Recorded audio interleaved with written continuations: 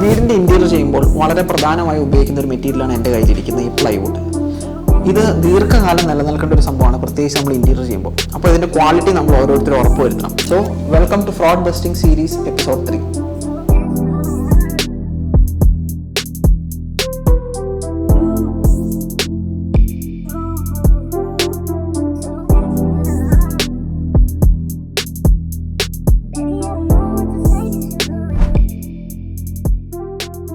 Hi everyone. ഇന്ന് നമ്മുടെ കൂടെ ഉള്ളത് വാൾമാർക്ക് പ്ലേയുടെ സർ ഹുസൈൻ സാറാണ്. Hi sir.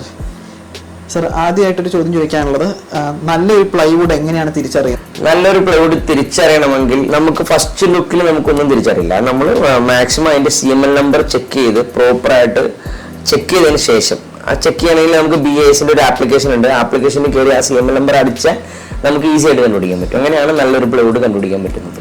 മാർക്കറ്റിൽ ലോ ക്വാളിറ്റി പ്ലൈവുഡ് എങ്ങനെയാണ് ഇറങ്ങുന്നത് ആക്ച്വലി? അതായത് ടെക്നോളജിയിൽ വരുന്ന ഇപ്പൊ തന്നെ നമുക്ക് തന്നെ മനസ്സിലാക്കാം. പണ്ട് ഇപ്പൊ 2010 ഒരു ഫീച്ചേഴ്സ് അല്ല ഇന്ന് 2025 അല്ലെ 2025 വ്യത്യാസമുണ്ട്. അപ്പൊ അതേപോലെയാണ് 2020 ഒരു പ്രൊസീജിയർ അല്ല ഇന്നത്തെ. അത് ടെക്നോളജിയുടെ പുറത്ത് മാത്രമാണ് നല്ല പ്ലൈവുഡുകൾ ഉണ്ടാവും.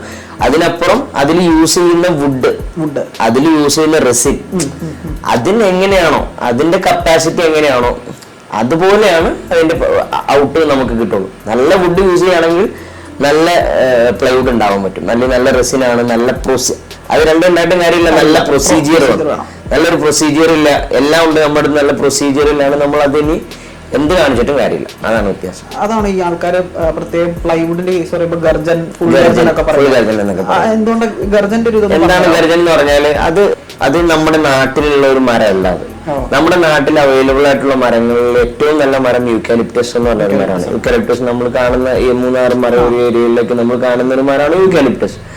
ഈ യൂക്കാലിപ്റ്റസിനേക്കാളും കുറച്ചും കൂടെ മേലെ നിൽക്കുന്ന ഒരു മരമാണ് ഈ ഗർജൻ. അത് മെയിൻ ആയിട്ട് കാണുന്നത് ഇന്തോനേഷ്യ പോലുള്ള രാജ്യങ്ങളിലാണ്. അവിടെ നിന്നാണ് ഈ സാധനം ഇത് ഇപ്പോ ഇമ്പോർട്ട് വരുന്നത്.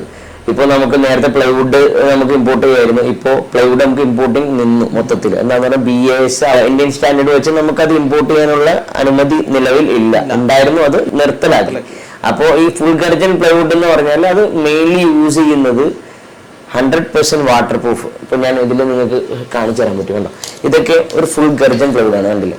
ഇതെന്നൊക്കെ പറഞ്ഞാൽ നമ്മൾ ഇമ്പോർട്ട് ചെയ്ത് അത് നമ്മൾ അവിടെ നിന്ന് വിനിയേഴ്സ് കൊണ്ടുവന്ന് അല്ലെങ്കിൽ ലോക്സ് കൊണ്ടുവരും. വലിയ ലോക്സ് കൊണ്ടുവന്ന് പീൽ ചെയ്ത് ഇവിടെ മാനുഫാക്ചർ ചെയ്യുന്നതാണ്. ഈ ഇതെന്ന് പറഞ്ഞാൽ ഇനിയിപ്പോ ഇത് ലൈഫ് ടൈം വാറന്റി കൊടുക്കുന്ന പ്രൊഡക്റ്റ് ആണ്.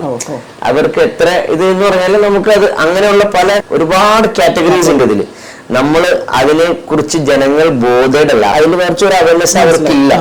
അതാണ് അവരിലുള്ള ഒരു പ്രശ്നം. എന്താന്ന് പറഞ്ഞാല് കറക്റ്റ് ആയിട്ടുള്ള സ്ഥലത്ത് കറക്റ്റ് ആയിട്ടുള്ള ആപ്ലിക്കേഷൻ ഉപയോഗിക്കുക എന്നുള്ളതാണ്. അതായത് പ്ലൈവുഡ് ഉപയോഗിക്കുന്നിടത്ത് പ്ലൈവുഡ് തന്നെ ഉപയോഗിക്കുക, PVC മൾട്ടിവുഡ് ഉപയോഗിക്കുന്നിടത്ത് മൾട്ടിവുഡ് തന്നെ ഉപയോഗിക്കുക എന്നുള്ളതാണ്. അപ്പൊ ഈ ഫുൾ ഗർജൻ ഉപയോഗിക്കുന്ന സ്ഥലങ്ങളുണ്ട്, അവർ ഫുൾ ഗർജൻ ഉപയോഗിക്കണം.